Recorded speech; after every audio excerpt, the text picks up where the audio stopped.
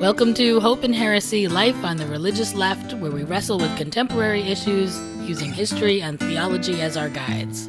Our task is to reclaim religion for everyday people who want to live meaningfully without letting arbitrary doctrine or oppressive religious practice prevent us from asking big questions about our complicated world. I'm Reverend Sarah Lindsay. And I'm Reverend Peggy Clark, and we're Unitarian Universalist ministers broadcasting from Community Church of New York, here in New York City.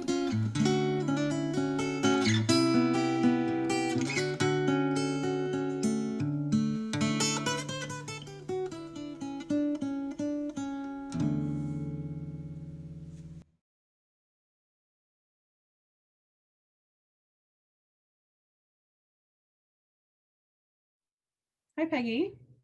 Hi, Sarah. This is episode 3. It's good to see you. Episode 3 in our series on the divine. And so we have talked about divine love, or sort of the divine as loving. And we've talked about divine retribution, punishment. And today we're going in a little different direction. We're going to talk about the divine as hunter. And part of what we're getting at with this is this question of like the relationship that we have to the divine. How does that get created? Are we seeking it? Is the divine seeking us? How does that relate to how we move through the world with mission or calling or sort of drive to live in a certain way? But so I wanted to start because when we were talking about this before, you and I have different experiences of relationship with the divine and how that gets created and how that happened for us. So I'm hoping that you'll share a little bit about your relationship to the divine and that sense of being like sought after. And I think that one of those stories that I was telling when we were first talking about this was really the experience of being kind of profoundly awake and aware of the divine in the world. So that my first experience, I was studying religion, and there was a lot happening in my life, and I was spending a lot of time being very intentional about my spiritual life.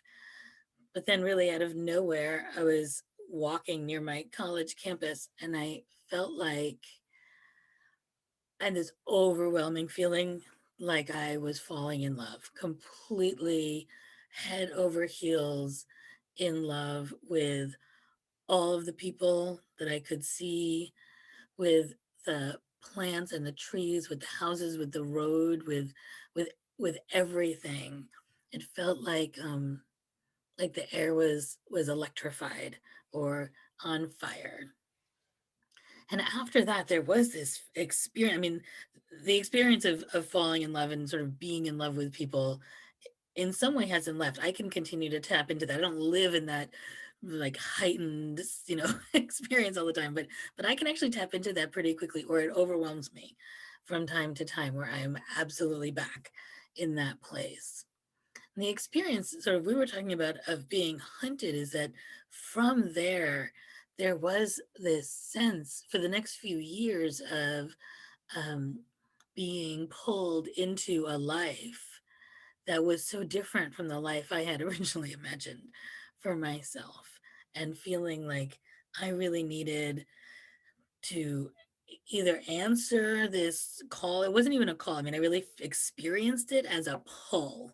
I was being pulled into something, or was I going to very intentionally try and block all that experience and try to move into a direction that was seemed safer than, I mean, I was being called into this world of ministry, but really like justice, like once you have fallen in love with everybody, then the suffering just becomes, I mean, for me, it just felt like I couldn't breathe, and I would show up in places and sob afterwards, sometimes for days. I mean, it was like completely overwhelming, and I didn't want to live like that. I just felt like so many people live their lives without feeling this exhausted by this, but so exhausted by the world. So, and I just didn't want it. I wanted to live in a different way. I wanted to like have babies and make dinner. I just wanted something that was going to be simpler than that. It's really interesting. you use the word like electric, like the air was on fire, right? Like, and it's very fascinating to think about. And here I'm going to go to Hebrew scriptures, Christian scriptures, right? But it's fascinating to think about the encounters that people have with God, right? And like, so wrestling with the angel of the Lord, or like seeing God in a burning bush, right? Like there's something about the way that mystics, if you think about Saint Teresa and the piercing, right? Like I think of the Bernini sculpture always. That's why I'm doing this. Like she's laying down and there's this cute little angel. And it's like sometimes weirdly sexual, like Saint Teresa, but it's always got this sort of like element that's about love, right? Element that's about like electricity, fire, some sort of like overwhelming kind of burning. And I think that um your articulation of that as a pull, as sort of an undeniable pull, right? In some ways helps me confirm God as love, right? Like if our articulation and if mystical articulation for millennia has been around this sense of like coming alive, right? Like generally speaking, no one's describing their encounter with God as like, it left me feeling super like depressed. I mean, maybe later, like you come down from the high, but like the moment of the thing is like all about like energy and creation and like being and love. And like, so then I'm like, all right, yeah, so God is love. Great. Okay, let's like take those two things on board, right? And so then, yeah, how do you wrestle with the becoming the person that loving relationship wants you to be, right? Versus like going the easy route and doing the thing that like, you know. So how did you like decide that you were gonna just give in? Like what made you give Well, in? let me just tell you, I will answer that, but you're reminding me of Sojourner Truth. Sojourner Mm. Truth had this spiritual awakening and felt like Jesus was in her room and was the sun and was burning her like the sun. And she was like trying to find things like to hide in her. She's like walking around trying, like looking for umbrella type things, like to protect her from the burn of God, And part of that for her was this experience of being sinful, like being afraid that she wasn't good enough. And part of it was that the call from God was so powerful that she felt like she was going to just disappear inside of it. So you're I'm sorry. No, I just what you just said I feel like is really important, right? So I don't have that story that you have of like one day I walked out and I fell in love with the world and I felt like God was, but um that feeling of am I going to disappear in my oneness with the world? That I do get, right? So mine was not like a flash in the whatever, it's like a steady burn, of like feeling the world extremely intensely, even as a child, and having this sense of like, if I let myself feel all that I feel, A, like loads of things have to radically change about my life, and B, will I just disappear into this like and ultimately maybe that's what the whole like sort of mystical experience is kind of the disappearing for a moment, right? But that fear of like do I totally disappear is like a legitimate sort of a anyway. Okay, so tell me how you gave in. What made you give in? um that's a really good question. I think that I knew that there was, it's actually, maybe this is why the Sojourner Truth image came to me. There was an experience of there's no sort of no, there's nowhere else to go. Right? Like there was nothing. What did I think I was doing? And I would sort of be living my life and like dating and just doing the things that, friends, I was in college and whatever it was, I felt like the very physical, very emotional experience wasn't letting go. It was constantly present. And so at some point I think I just decided I didn't have as many choices as I thought. I was saying to you before, I was in spiritual direction at the time, and my spiritual director said to me often, "You're Jonah, like you've been sucked up by the whale, you're being spit back out on the beach." And I was like, I believe in free will, right? So I don't believe that God can actually keep dropping me on the beach. And what she was saying is, yeah, and you do have free will. The thing is, your own free will is the one that keeps bringing you back. Like there isn't, at some point, the rest of the world just melted away. And it felt like I couldn't, part of what was going on was war and being really sensitive to violence. And it didn't matter. Like, even if I'm hanging out with my friends, they would use language and I could feel the language. I could feel sort of casual sexism or casual racism that made my skin hurt. I mean, it was just, and at some point I thought there is nothing else. This is it. Whether I want to accept it or not, I have been spit up on the beach, and that is where I live, and it just is what's real. And it felt so much better to just let that go and to feel like I'm gonna just lean into this, so that all the energy I was spending trying to create an alternative world or trying to like separate worlds is part of what I was doing. I could let go of that energy, which actually did mean for me also not surrounding myself with the same kind of people. I let go of a lot of friends. I let go of maybe a whole world of mine that um, I was growing out of, and I Yeah. needed to move into a new circle where what I was feeling was shared. Yeah. So it's interesting, I was the one who said, I was like, I don't want to do our call stories because I just like, oh, we have to tell them all the time. And I don't want to tell my call story, but hearing you talk is reminding me of the differences in different ministers, right? Like the way that different and people in general, right? That we're called to different expressions of the same thing, right? So go with me for a second, right? You and I have different experiences of God, and you and I have different ministries and different sort of cores to them.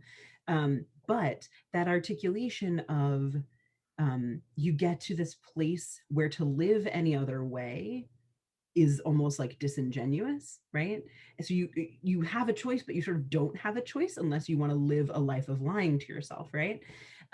So for me, right, it wasn't like a social justice kind of a thing. It was more like it was always about sort of wholeness and um community and sort of like how we live in the world as people, and any job that didn't allow me to live as wholly me or didn't allow me to help other people live as wholly themselves was like not going to cut it, right? It was sort of probably a little bit more of a humanist kind of a call to things.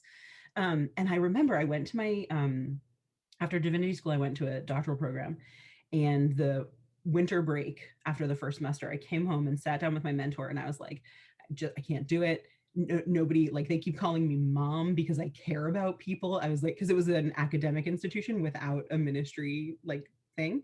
And I was like, and he was like, just do it, get out, and then come back over here. I was like, okay. And then he gave me like a little kick in the butt I needed. But the point is, I had this realization when I was there that if I was going to be like mocked for being wholly myself, right, and for being sort of like sensitive or caring in the world like that, I couldn't do it. I couldn't go be a professor. I couldn't go, and so it's like you reach this moment where it's like this sort of, there is no other way, right? There's um no other path. And it's an interesting, that relationship to God and mission, right? Like, who is calling you? Who has got you in the belly of the whale? Who's spitting you back out? Um, and that's much more complicated. We were talking about this a little bit earlier. That gets really messy. Um, but I sit in this camp of like, if you believe that God is love, then there's an easy way to assess whether or not what you're being called to is a holy divine calling, right? Like that's how I feel. I don't know if you yeah. Well, right. I mean, I used to say to people all the time, you know that it's God if it's, creative and beautiful and kind and loving, and and otherwise it's not. But I think there are plenty of people who think that their behavior is, I mean, at least just, but I think even kind and loving. I mean, I watch people, what I would say abuse their LGBTQ kids, with like conversion therapy or like, and they think of that as loving, of like bringing them back into some kind of, made up Christian expectation or what, like, So I see that as so clear, that couldn't possibly be God because it is so clearly damaging and damaging a love relationship and damaging a human being. And they see it absolutely the opposite. That of course this is God because it is my love for this person that is trying to convert them into something else. Well, and it's the like, I'm trying to save you from eternal damnation, right? Right. So we come right back to episodes 1 and 2, right? And like, and exactly this question of how you think of the divine is going to determine how you understand your own impulses and call in the world, right? So I'm going to lie to somebody about something, right? How I am in relationship with them or what I believe to be the greater good. I was just having a conversation with my son about this. Like, do the ends justify the means? Right? We were talking about politics actually, um, and the sort of like the lying and hypocrisy that goes on. And I sort of said, I think that for a lot of these folks who are saying one thing one day and saying another thing 2 weeks later, the end justifies the means, right? They believe that their vision that they hold, they can do anything to get there as long as they get there, right? Um, and that I think that comes back to heaven and hell, to be honest, a little bit. Um, and So to you, how oh, go ahead. so how do you know? I mean, if what Yeah. we're talking about is God the hunter, the one who grabs us and moves us and inspires us and electrifies us and loves us powerfully into a life of service and passion, how do you know? Okay, so I actually think that we misnamed this episode. And I know that we came to it because we were thinking about like divine attributes and the Greek gods and like how different cultures have sort of pulled apart pieces of the holy. But what if instead of thinking about it as the divine hunter, it was actually like the divine like lover or like the divine like, in other words, because what we're articulating is not the like God is going to find you and subdue you and like take you down. We're talking about like God is going to find you and pull you into your best self and make you like the like Fred Rogers style love you into being, right? Like that's what we're talking about. So I think we should have a different name. As 20 minutes into the episode, I think we should have a different name. But I think for me, I think that's how you know is that if you're it's what you said before, if what you're being called into, even if you think it's good for the person after they're dead, if it's hurting them now, like it's kind of like a first do no harm Hippocratic doctory kind of situation, right? Like if what you're doing is making your child cry or making them harm themselves or making them feel unloved, then probably you're on the wrong track. I mean, every child has those fleeting moments of feeling unloved, but if you're like chronically, then probably you're not actually following the will of a loving God, right? For me it gets stickier when I consider that people don't always want a loving God, right? Like you and I long for and connect to and understand love as an animating feature of the universe, right? Whether that's God or the human sort of the all of humanity together. But not everybody wants, like we talked about this, like people sometimes want retribution, they want punishment, they want division and separation, and that's where it gets even more tricky. Right. I mean, so it goes back to what, who do you understand God to be, right? And so my experience of God is that retribution and division is not part of that reality, that those things are not divine. So while I want retribution for sure. There are plenty of times I feel like, I don't know, am I allowed to curse on here? Okay, let's say I'm not. So Figure that out because I yeah, but there are lots of times when I just feel like, that I want revenge and I deserve it. But I also know that's not God, right? I know that that's a part of myself that is, satisfying in some way, but is not divine. But it does come to this question of how do you know that? I mean, I just simply know that, and that's really not good enough. it's not you're right, it's not good enough. I just know it is not good enough. So here's a thought. um do we know it because of community? Like do we know it because although like historically mystics have often enjoyed solitude as a form of connecting to God, I always like to think of Simon the Stylite, who like literally sat on top of a post for like decades just by himself with like a pulley system to get his food. um but for you and me, and I think for many folks nowadays, um spiritual exploration, connection to the divine, a lot of that is found in community rather than in isolation. And so, is it also in community that we check our call and our impulses, right? Like, there's a reason that when I felt a tug to ministry, I didn't just pronounce myself a minister. I talked to folks, I talked to my family, I checked with my friends, I like listened to my own heart and talked to whatever vision of God I've got, but like also all of my people, right? So like, is there some piece of the knowing that comes from, as you said, surrounding yourself with people who don't just say yes to everything you say or don't just agree on every measure, but whose core values resonate and who are willing to push you and stretch you? um maybe that's the When I w- when I had shifted and decided, okay, I'm going to be living a different life, I actually went to a convent. I went to a cloistered convent, and I spent a few weekends there, and then I went and spoke with the mother or whatever her name was, and I told her that I want. Did you want to say something? Are Did you you say like, you wanted to be a nun? yeah, yeah? I told her that I wanted to join. I was like 20, maybe, and she knew me at that point because I'd been there a lot, and she was like, "That, that's really great. And when you're 30, come back and we'll talk about it." And I was like, "It's a really long time," but she was very right. I mean, she's like, and she said to me, "We used to accept people your age, but it's really not fair. Like, you need to go out in the world and explore your own faith in the world. And if you are in 10 years, you have fallen in love, or you haven't fallen in love, or whatever, and you know that the cloister is actually where you're called, come back." That, And by 30, I was like, married, own a that, house. that is fascinating. Wow. I mean, in fairness, I mean, I never thought I wanted to be a monastic, but I mean, there's a reason I studied them for years and years and years, right? Like there is, I It's share, enticing. yeah, there's something extremely appealing actually about getting to live in that fiery electric place. I mean, not that they do, right, all the time, but in the imagination, right?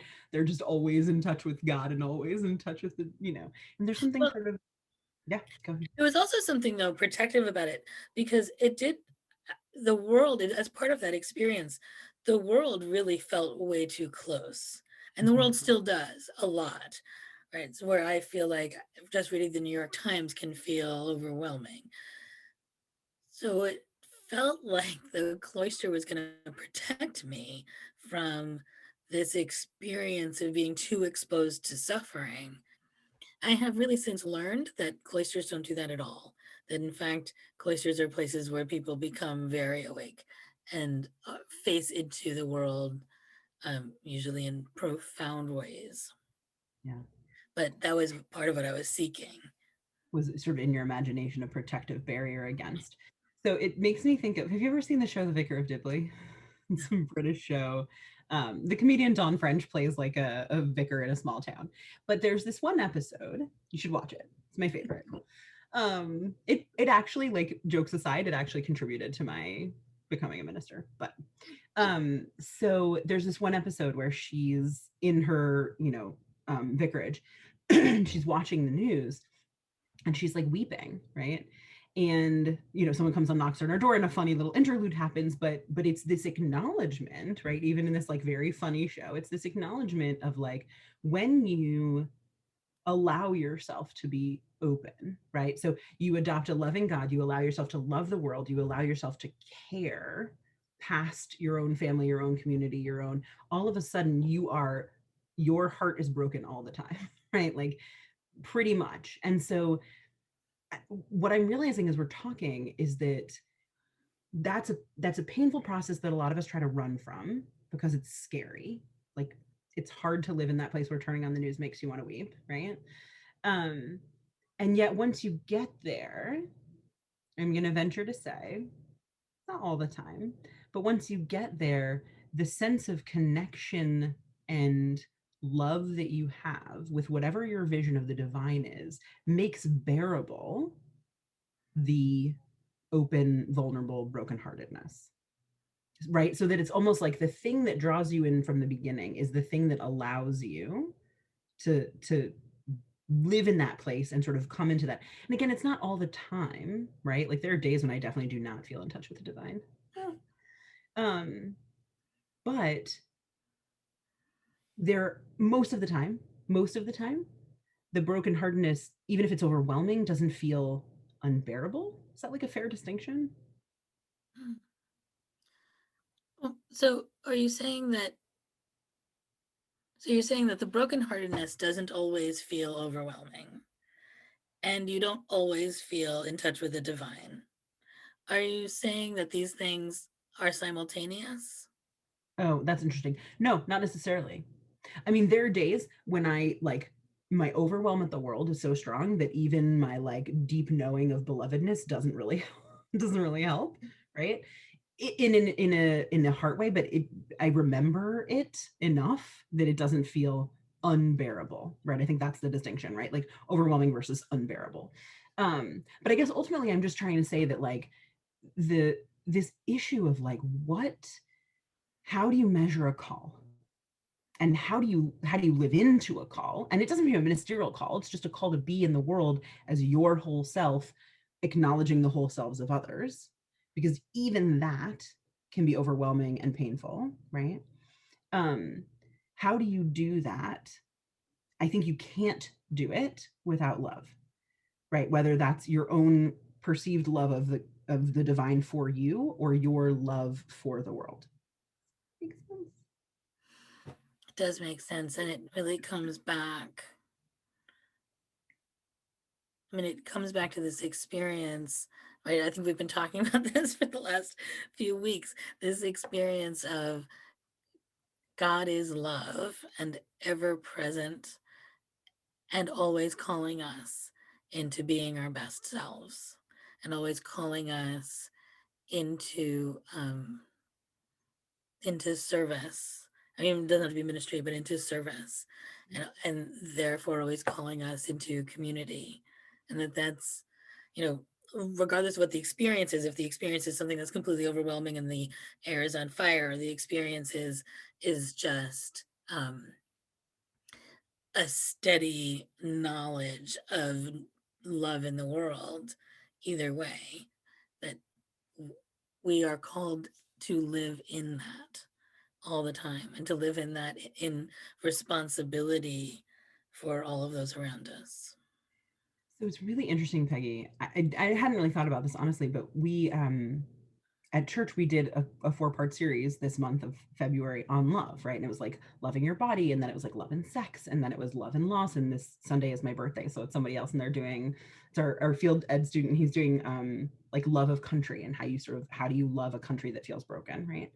Um, but what you're saying ultimately, as we moved through this month on love, what I was like reminding myself of was the way that even for those of us who don't think about the divine or don't have like a God that we have a personal relationship to, there's a piece here that's about the cultivation of love, like that it's not just a receptive God is hunting me, God's gonna like love on me, and then I'm gonna be all right and I'm gonna like find my way to wholeness and I'm gonna go answer there's something about the active love that we have to embody and cultivate in ourselves, like love for the world, love for the sacred if you feel that, right?